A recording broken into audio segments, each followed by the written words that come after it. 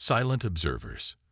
The void between stars lay vast and mostly empty, disturbed only by occasional streams of cosmic radiation and the silent passage of celestial bodies.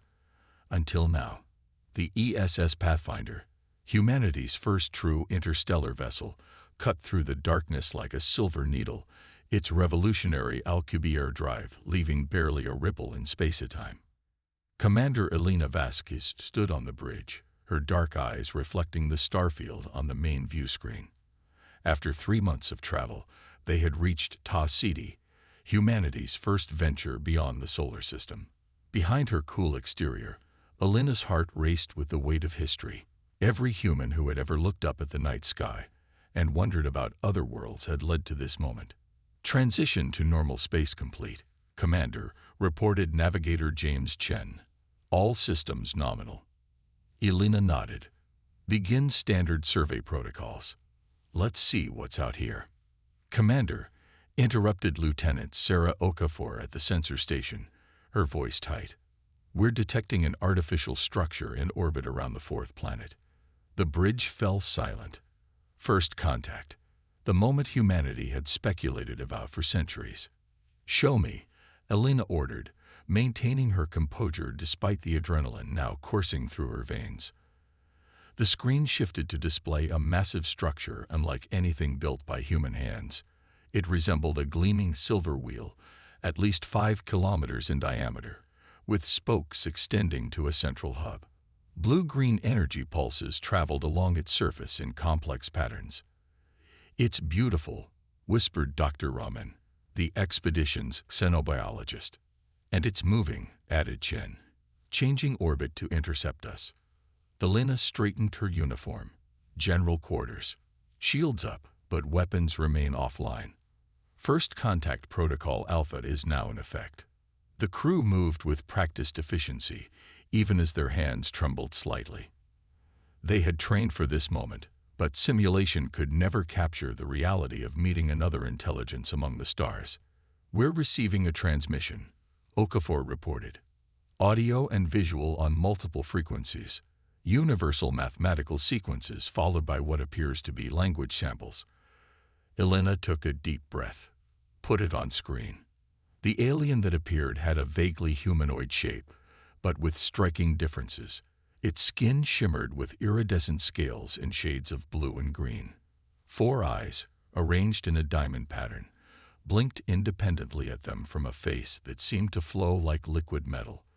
When it spoke, its mouth didn't move in sync with the sounds. Greetings, new spacefaring species. I am High Administrator Zivrix of the Galactic Hegemony. Your achievement of interstellar travel qualifies you for initial contact and assessment. Please identify yourselves and prepare for boarding and evaluation. Elena's expression remained neutral, but her mind raced. The alien spoke with the casual authority of someone used to being obeyed. There was no greeting between equals here. This was a superior addressing an inferior. She turned to her communications officer. Lieutenant Rivera, engage the Phantom Protocol. Commander. Rivera hesitated. That would mean. Those are our orders, straight from Earth Command. Phantom Protocol, effective immediately. 6 months earlier, Earth's united governments had debated how to handle potential first contact. Against popular expectations, they had developed the Phantom Protocol. In case of encountering advanced alien civilizations, human vessels would not respond or engage. They would observe, gather intelligence, and retreat if necessary. Earth wanted to understand the galaxy's political landscape before committing to any relationships or agreements. Elena turned back to the screen where the alien continued to speak, now with growing impatience. Prepare for standard integration procedures. You will be assigned a protectorate status pending full assessment of your technological and cultural development. Maintain course and speed, Elena ordered quietly. No response to their hails. The alien's 4 eyes blinked in apparent confusion. Unknown vessel, your communication systems appear functional. Respond immediately or face enforcement measures. Still, the Pathfinder maintained its silence, continuing its survey mission as though the massive alien vessel wasn't there at all. Hours passed. The alien ship kept pace with them, broadcasting increasingly urgent messages in various formats. Elena ordered her crew to document everything, while continuing their scientific observations of the Ta-City system. "They're scanning us," reported the science officer. "Directed energy emissions, likely trying to assess our technology." Elena nodded. "Let them look. Maintain Phantom Protocol." After 2 days of following the Pathfinder and receiving no response, the alien vessel finally broke off, accelerating rapidly before disappearing in a flash of exotic radiation. "They've gone FTL," confirmed Chen, heading directly toward the galactic core. Elena allowed herself a small smile. "Now we've learned something interesting. They clearly have faster-than-light communication capabilities, and we've likely triggered some kind of protocol on their end. Complete our survey and prepare to return to Earth. We have much to report." In the Grand Assembly Hall of the Galactic Hegemony Central Authority, thousands of representatives from hundreds of species gathered in tiered seating around a central platform. High Administrator Zivrix stood before the Assembly Council, the 7 eldest members of the most powerful founding species. "This is unprecedented," Zivrix said, gesturing to the holographic replay of their encounter with the Pathfinder. "In 12,000 cycles of hegemony expansion, every newly discovered species has responded to initial contact. These, humans, simply ignored us." Grand Counselor Nix, an ancient being composed of crystalline structures that shifted and reformed continuously, leaned forward.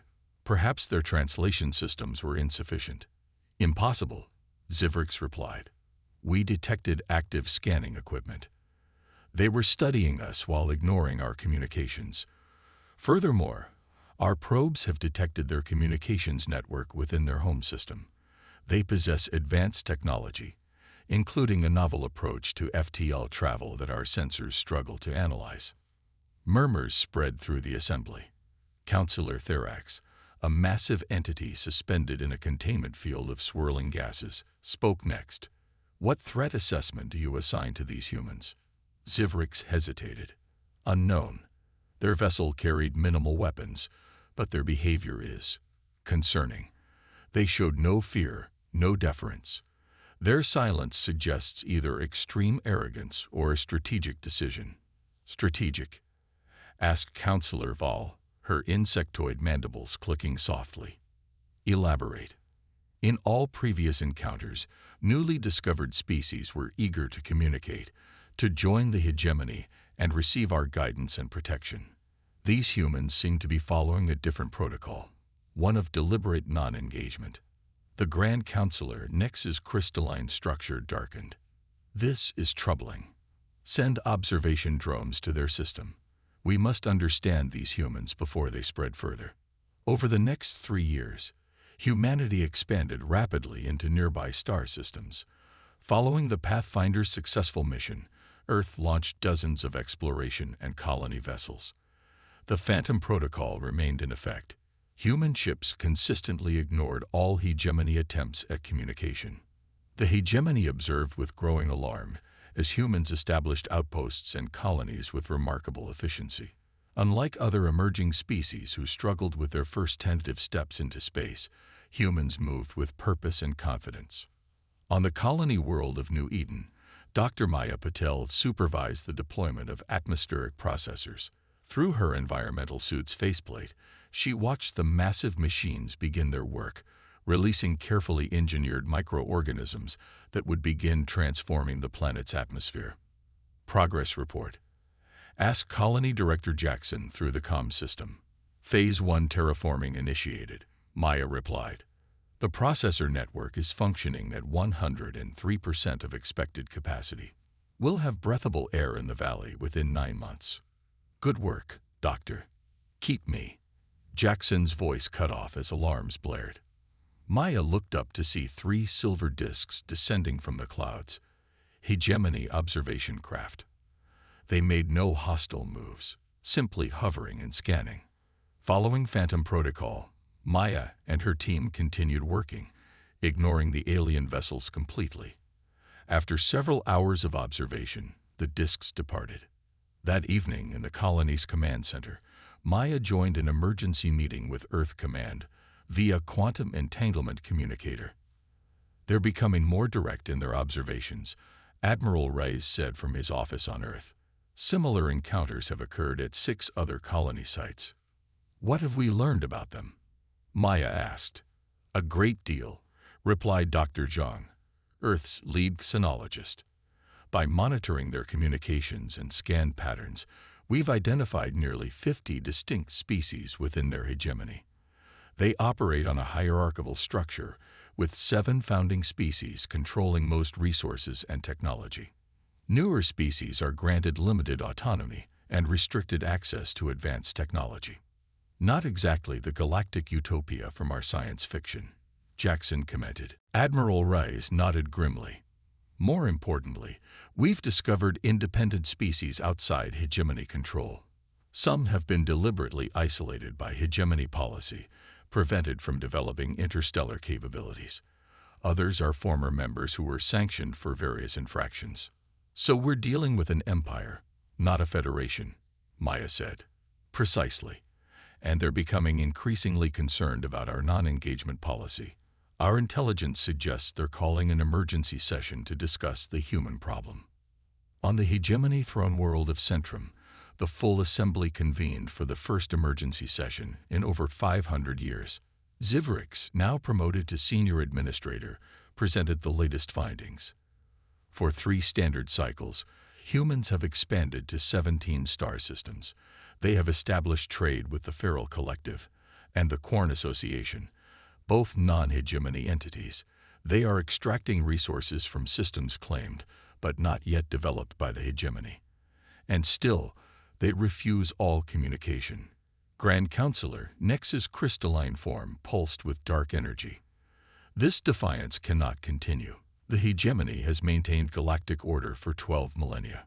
No primitive species can be allowed to ignore our authority. Counselor Val's compound eyes reflected the holographic display of human expansion. What do we actually know about their intentions? Their technology? Less than we should, admitted Zivrix. Their continued silence hampers our assessment. However, we have observed concerning developments. Their vessels employ stealth technologies that make them difficult to track. They are studying hegemony communication networks and have likely decoded many of our encryption protocols. Spies, hissed Counselor Therax, the gas in his containment field swirling violently. They gather our secrets while revealing nothing of themselves. More troubling, continued Zivrix. They have made contact with the Soulless Remnant. Shocked murmurs filled the chamber. The Soulless had once been hegemony members before attempting to share restricted technology with lesser species. Their punishment had been severe, confinement to their home system with regular hegemony patrols ensuring their isolation. This cannot stand, declared Grand Counselor Nix. If humans continue this pattern, more species will question our authority. The galactic order we have maintained for thousands of cycles will deteriorate. What do you propose? Asked Val. We must force these humans to acknowledge hegemony authority. Prepare a diplomatic fleet with military escort. They will proceed to the human homeworld and demand formal recognition and compliance. If they refuse, they will face immediate sanctions. Counselor Val's mandibles clicked in concern. We know so little about them. Is direct confrontation wise? Their silence gives us no choice, Nix replied, crystal facets gleaming coldly. No species defies the hegemony. On Earth, in the underground complex of Global Defense Command, Admiral Rice studied the holographic display showing the approaching hegemony fleet. 27 vessels, including what intelligence identified as their most powerful diplomatic cruiser. They're growing desperate, observed General Santos. This is their most direct approach yet. Rice nodded. 3 years of being ignored has finally pushed them to action. The Phantom Protocol has given us valuable time to learn about them, establish our colonies, and make connections with other species. And what have we learned? Asked President Okonkwo, joining them via secure holographic link. Dr. Zhang stepped forward. The hegemony presents itself as a benevolent guiding force for developing species, but our analysis suggests it's closer to an exploitative empire. New member species surrender significant autonomy and resource rights in exchange for limited access to technology and protection. The founding species maintain tight control over advanced technology, added Director Chen of Intelligence Services. Information from the Solus Remnant confirms they were punished for attempting to share medical technology, with non-member worlds suffering from a pandemic. President Okonkwo's expression hardened. And now they come to Earth, expecting us to join their hierarchy. They're 17 hours from Earth orbit, Rise reported. The Security Council must decide our response. The president was silent for a moment. For 3 years, we've observed. We've learned. We've prepared. The time for silence is coming to an end. But we will speak on our terms, not theirs. What are your orders, Madam President? Maintain the Phantom Protocol. For now, let them come to Earth. Let them make their demands. But prepare our response. When humanity finally speaks to the stars, we will change the galaxy forever. Breaking the silence. The Hegemony diplomatic fleet entered Earth's solar system with a display of calculated grandeur.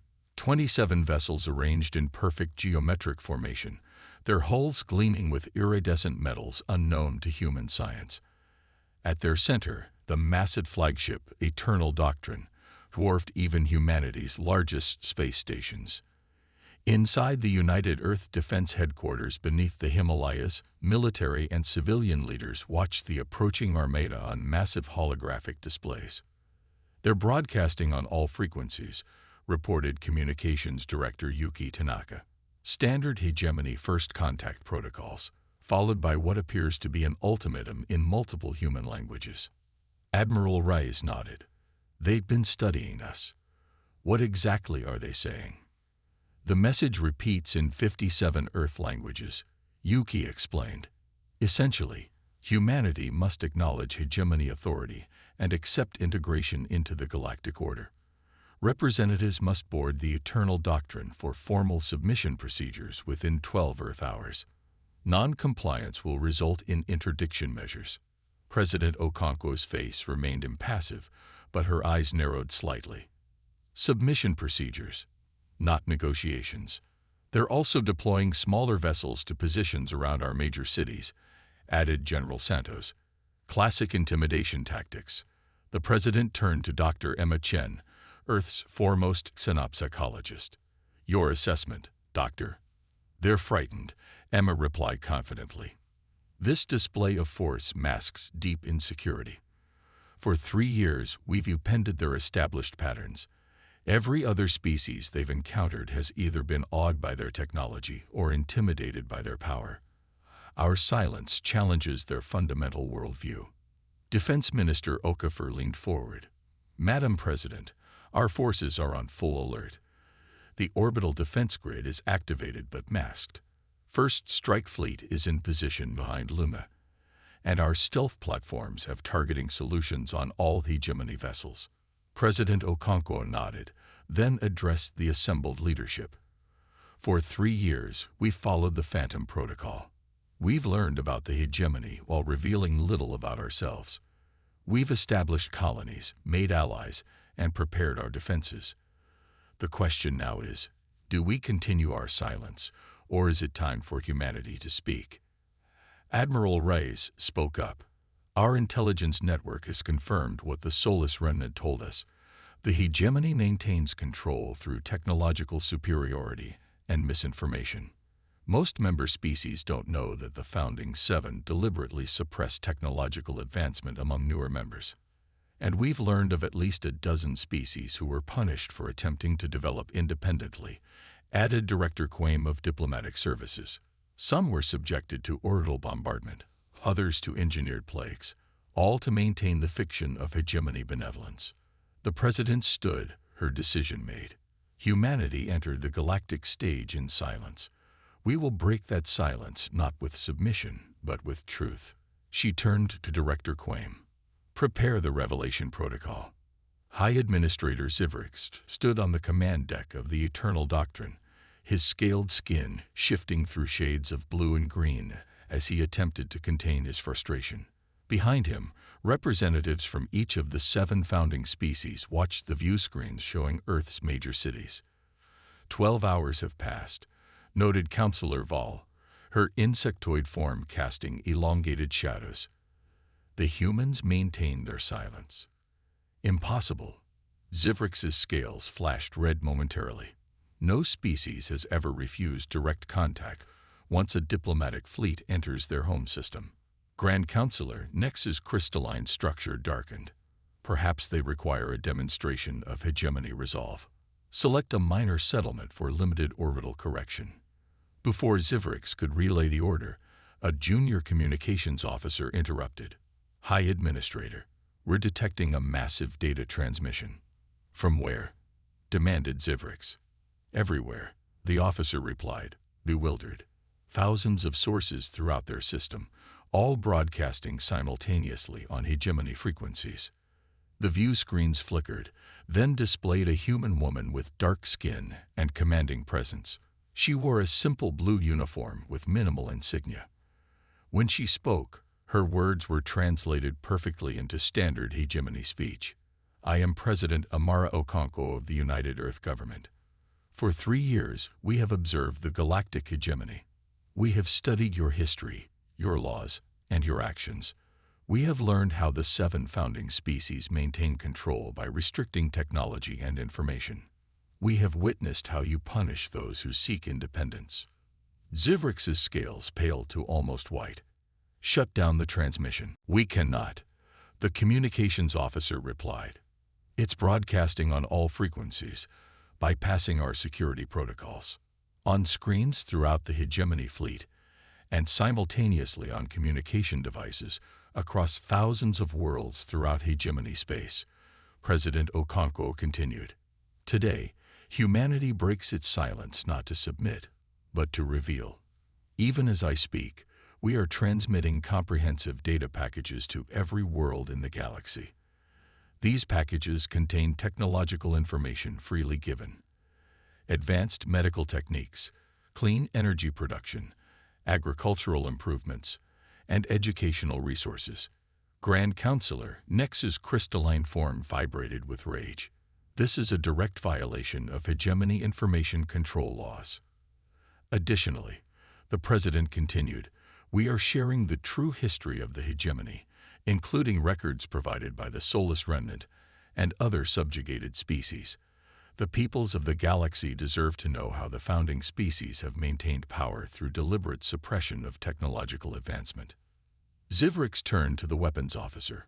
Target their primary broadcasting stations and fire warning shots. Weapons are not responding, the officer reported, panic in his voice. Systems show multiple intrusion attempts. On the screen, President Okonkwo's expression remained calm. We have no desire for conflict. Humanity offers friendship to all species, including those who have ruled hegemony. But we will not submit to a system built on deception and control. We propose a new beginning, a true galactic community based on cooperation and shared knowledge. The transmission ended, but the damage was done. Throughout hegemony space, member species were receiving and reviewing the human data packages. Questions that had been suppressed for millennia were finally being asked. In the following weeks, the hegemony leadership struggled to contain the crisis. Several outer rim worlds declared independence. Others demanded immediate reforms to hegemony governance. The carefully maintained system of control was unraveling rapidly. On Earth, President Okonkwo met with the first wave of genuine diplomatic envoys, not just from the hegemony, but from dozens of previously unknown species who had monitored events from the shadows. The Revelation Protocol has exceeded all expectations, reported Director Quaim during a security briefing. 17 hegemony worlds have formally requested Earth's assistance in negotiating new status agreements. The Soulless Remnant has emerged from isolation and is coordinating with 5 other formerly sanctioned species. Admiral Rice added, the hegemony fleet has withdrawn to the Procyon system. Our intelligence suggests serious divisions among the founding species. 3 advocate for military action against Earth, while 4 recognize the futility of such measures now that their information monopoly is broken. "And what of non-hegemony species?" asked the president. Emma Chen smiled. "The Arcturian Collective and Tau Coalition have both sent representatives. They've maintained independence from the hegemony for centuries by concealing their technological development. They see humanity as a natural ally." "It seems our silence was more eloquent than words could have been," the president observed. "By watching and learning before speaking, we changed the fundamental power structure of the galaxy." 1 month after the revelation, humanity hosted the first Galactic Concord Summit on the neutral ground of Luna Base. Representatives from over 100 species attended, including former hegemony members, independent worlds, and, notably, 5 of the 7 hegemony founding species. Grand Councilor Vile, representing the Kithril, stood before the assembled delegates. Her insectoid form seemed smaller somehow, humbled by recent events. "For 12,000 cycles, the hegemony maintained what we called galactic order," she began. "We told ourselves our control was necessary, that younger species required guidance. We were wrong." Murmurs spread through the assembly hall. "The Kithril and the Doran," she continued, mandibles clicking softly, "formally withdraw from the old hegemony structure. We seek to join this new galactic concord as equal members, not privileged rulers. We offer our knowledge and resources to the common good, without restriction." President Okonkwo nodded in acknowledgement before addressing the assembly. "The transition will not be easy. Centuries of inequality cannot be undone in days.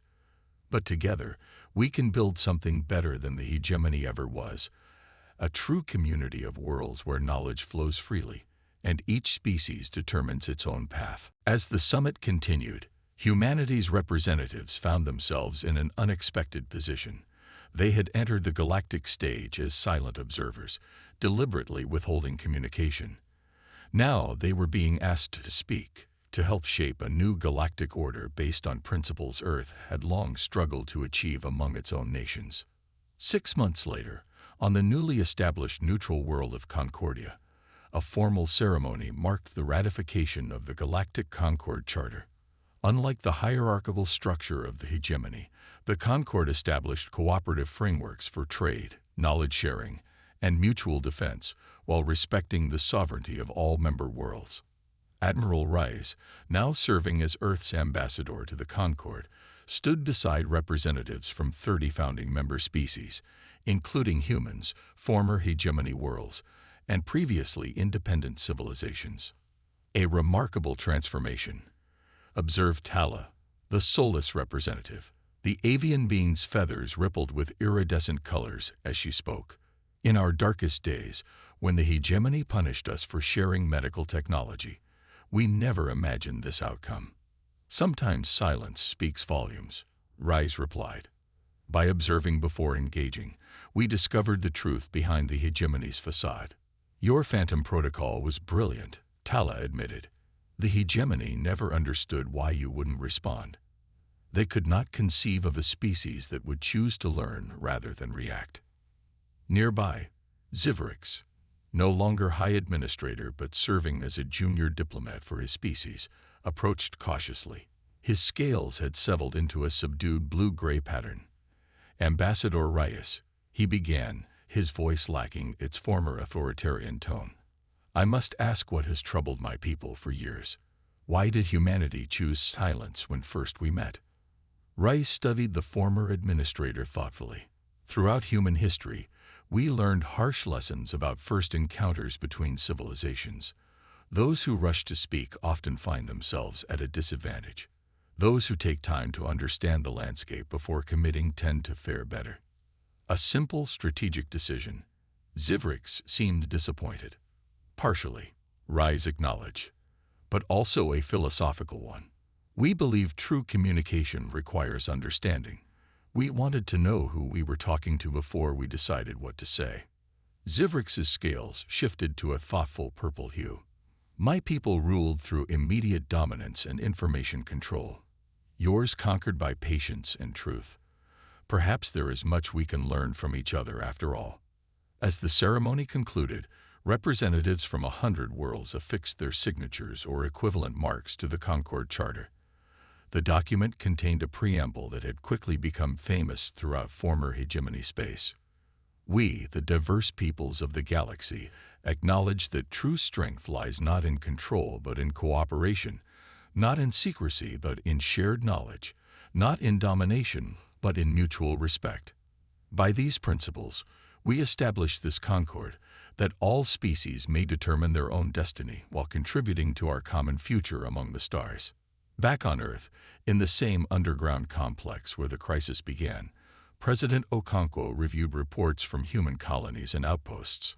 Most were thriving, particularly now that open trade with other species had been established. Remarkable how much has changed in a year, she commented to Dr. Emma Chen. From first contact to galactic revolution. The hegemony never understood what they were dealing with, Emma replied. They mistook our silence for primitiveness or fear when it was actually strategic patience. Humanity's greatest strength, the president reflected, has always been our adaptability. Throughout our history, we've learned from our mistakes and transformed ourselves. Perhaps that's what makes us different from the founding species of the hegemony.